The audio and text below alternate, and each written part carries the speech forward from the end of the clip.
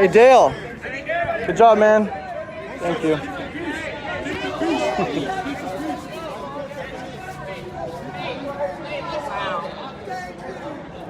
So I was walking by, or driving by, just from my little time at the cafe, Little River Cafe down at the waterfront, and I saw all these police cars driving across the bridge to downtown, and I noticed that I had parked where they were driving their police cars, so I was like, oh shoot, I should probably go get my car away from whatever's happening downtown. And sure enough, there's a massive protest happening right next to where my car was parked, and I was like, oh shit, I better move.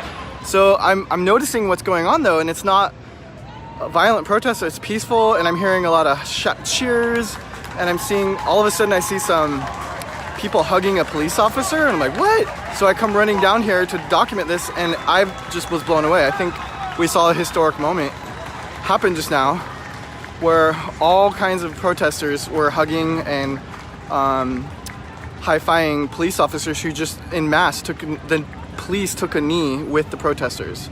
So go Portland, right on.